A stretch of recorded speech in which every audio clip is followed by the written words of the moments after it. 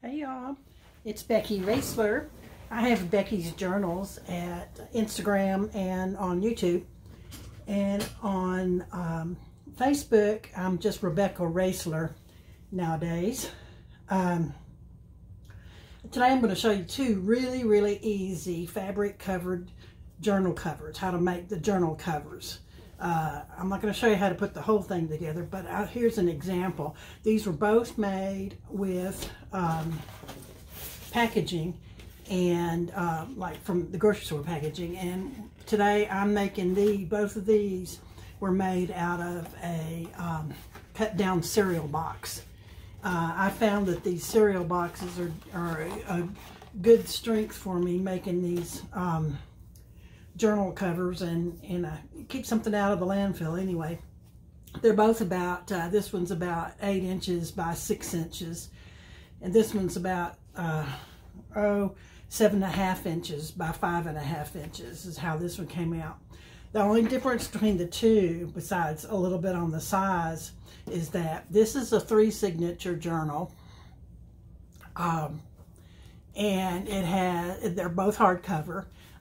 But this one has a flat back spine where I've sewn the 3 signatures into a reinforced spine. And I'm going to show you how I reinforce the spine. And this spine itself was made out of this part of the box. So when I cut this down, I took one side off, left this on here. Of course, I took these strips at the top and the bottom, and I saved this side because I'm going to use it to glue it on the back here to reinforce, to make a double-sided reinforced spine. So you're using most of the box when you do it this way. Of course, you can use other boxes too, cracker boxes or whatever you happen to have. Just depending on what size journal you want. But I don't ever throw these away. And well, I guess I better show you real quick. I've also typed out the instructions. These are the basic instructions, and I will have these in a post on my Facebook at Rebecca Raisler and on Instagram at Becky's Journals. So if you want to just right click and save a copy, a photo of this to your computer to print out for your own use. I found that the way I learned this is a lot easier for me to refer back to as I go. I guess my memory's short these days. But anyway, I've showed you the one with the flat reinforced spine that holds 3 signatures, and this is my rounded spine 1-signature journal.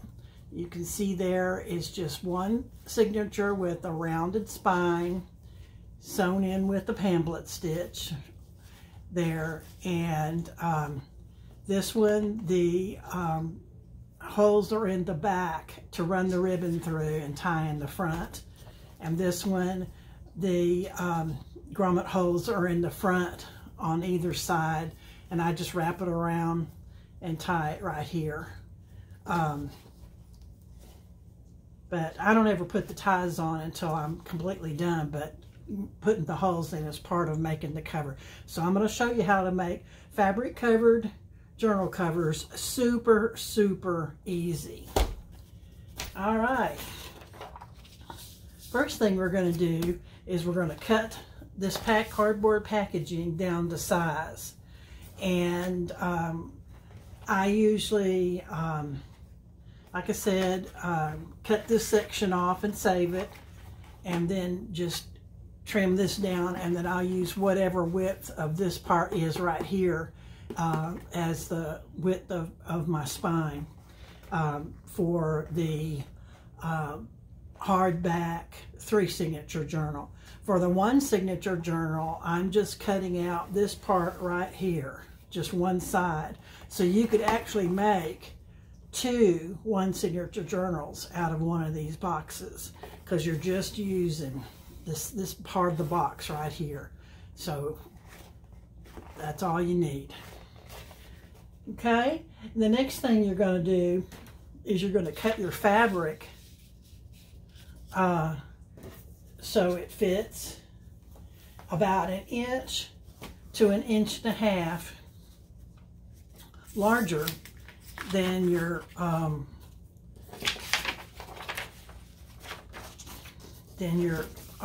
book is going to actually be. So if you got an 8-inch book, you want it at least 10 inches wide this way, tall. And if you've got a 6 inches wide here and 6 inches wide here and 2 inches wide here, that's 14 inches. So you need 16 inches this way. So that would be a 10 by 16 piece of fabric. You got that? So it's just 8 inches. I'm sorry, it's about 1 inch to 1.5 inches larger than your journal is going to be on all sides. Then the next thing you do is you clip the corners.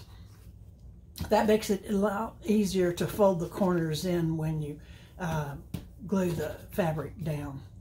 You clip the corners, and then you iron the fabric if needed. I had to iron this fabric. It was folded up into a fat quarter that I got at Joann's. Sometimes, a couple of times a year, they go on sale 10 for $10, I think, or something like that. They go on sale for $1 a piece, and I go in there and stock up when I'm running low. But they're all folded up, and sometimes the creases are really done.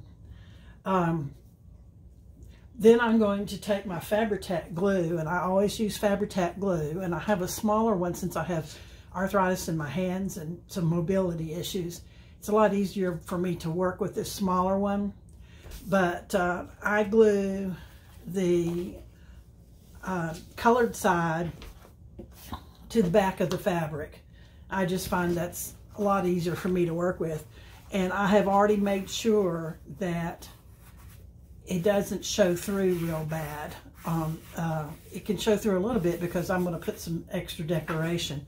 Or if it shows through too much on this one, I could do it this way.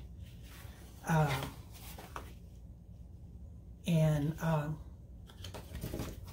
it won't show through, and then this is all going to be covered up with other stuff. So it's just a lot easier for me to show you how to work with it turned down this way. So I normally put it down that way, but if my fabric is too, if I can see through the fabric, I'll do it the other way. The next thing you're going to do is glue the front of your journal down to the back of the fabric. Then you're going to glue down the edges. And for that one, and when I glue down the edges, you have to remember it does not take a whole lot of glue. Hardly any glue at all. And here's one that I've already glued down the sides, and I always glue down each side across from each other, opposite each other first. I forgot to tell you that when I make a rounded spine, I fold that one piece of cardboard in half first to find the center, and then I take my scoreboard and I put the center down on the scoreboard, and I score 4 or 5 times on each side of the center line, so to make that rounded spine. And as I'm working with it, I continue to kind of push on it like that as I'm working on it, once I've got things sewed in. But when I'm gluing the fabric down, this one I've got all the fabric glued on the back, and it really does not take a lot of glue at all. You just do a very thin line of glue and just run your glue like that, and then just go like that. Doesn't take a lot at all. Very small amount of glue, because this Fabri-Tac really works. And if you use too much, the glue will seep through the fabric, because the fabric, you know, is porous, and it'll seep through the fabric. So you have to use a very thin line, and you don't have to take a card and spread it out, although a lot of people do, but to me, I'm too lazy. I'm not gonna do that.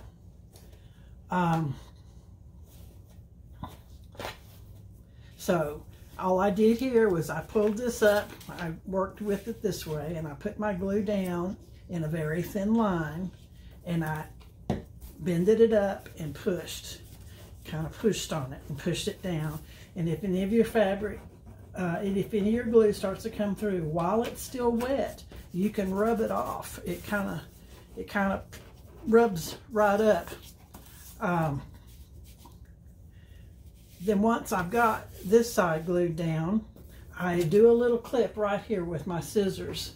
I'm using my fabric scissors, and I snip, but I don't snip all the way up in there. I give myself about 1/4 of an inch from the center, because I found that the fabric, when you start gluing up this side and you're doing the folding over here and over here, it sort of bunches up. But this is how I fold it. I kind of push it like that, and then pull it down.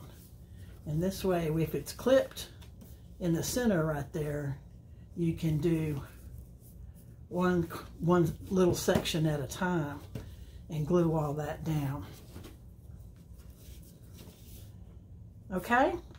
Then after I have the gluing of the fabric to the back, that's when I'm going to start working on the inside decoration. And this is what it looks like when it's all glued down. On this one, I have already glued down a fabric strip.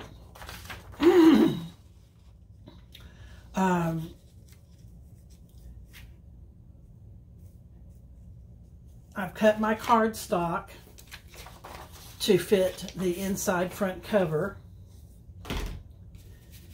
and I just measured it about 1/8 of an inch smaller than this side. And since this is the rounded spine, I didn't want to take the cardstock all the way up.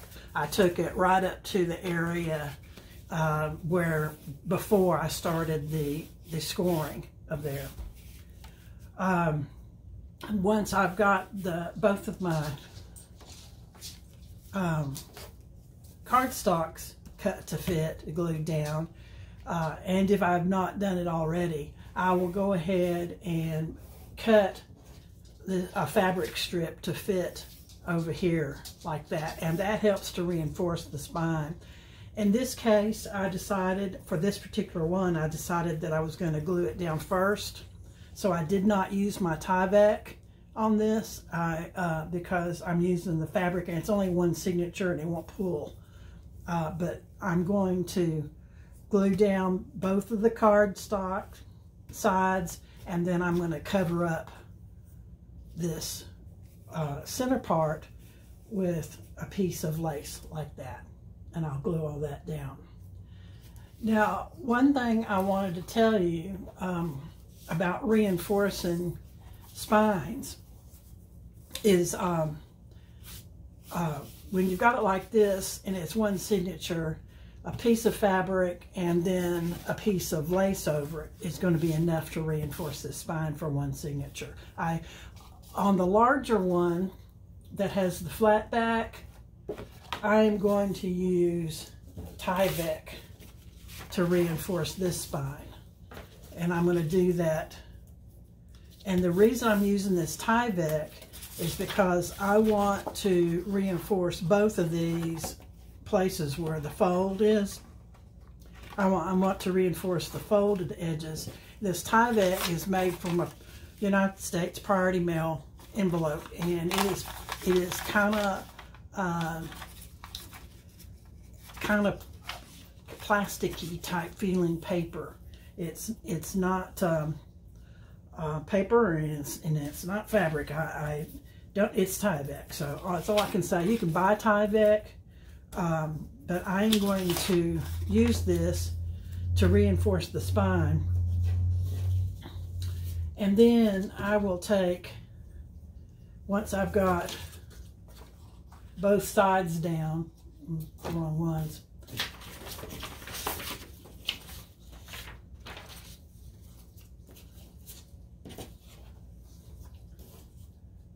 I'm missing a piece of fabric, y'all.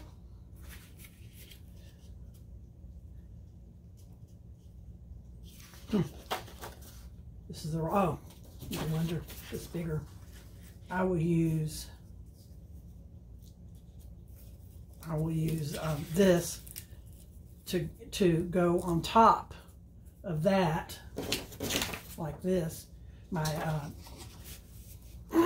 excuse me, my cardstock will be glued down on top like that, and then I will take the fabric and put on the top to cover everything up. The fabric is a softer look, and this is the way I usually do it. In the ones with the rounded spine, your book is going to grow, and you want to give it plenty of room to grow. And if you have something like this going too far up, it will look odd. So this will only go up about 1 inch to the sides, and then I'll take a piece of lace or something to soften up that edge to glue down there on the inside of that book. Okay, and this one, once I've got, and this one has the rounded spine, so I can either put the fabric in first, or I can put the fabric in last. And in this case, see, it goes up too far. It cuts up too much of your book. So I'll put the fabric down first to reinforce that and to cover that section of it. Then I'll put that down and that down, and that'll be the how it looks when I finish it up. Okay, so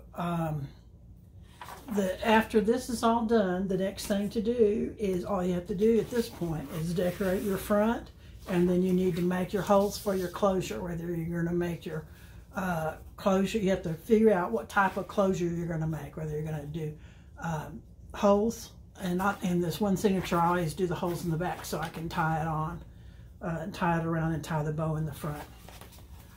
I hope this gave you some good ideas that you can use. It's really super simple, and I've made about 9 of these so far, and I've really enjoyed doing it. They're a good size, and they can expand up to hold a whole lot, and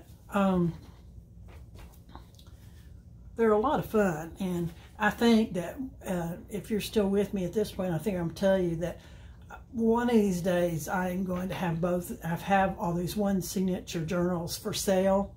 I don't have a shop, and I don't normally sell things, but if you're interested in having a one signature journal, I will have several different price ranges, and I will be selling off what I have made so far, so I can have room on my shelf to make some more.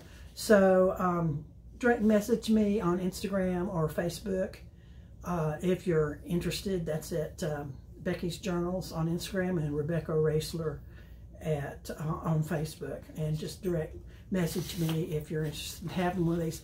I can't ship to Australia. I've discovered they want, like, the United States Postal Service and the shipping companies are just, their prices are outrageous, and I'm so sorry about that.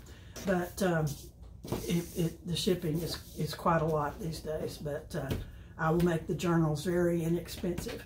But thank you so much for watching. Please follow me, and let me know if you'd like to see more videos like this. I'm going to be 70 this year, and I'm slowing down quite a bit, and so I'm not making as many videos. So let me know what you'd like to see, and I'll try to do it for you as soon as I can. Thanks so much. Bye-bye.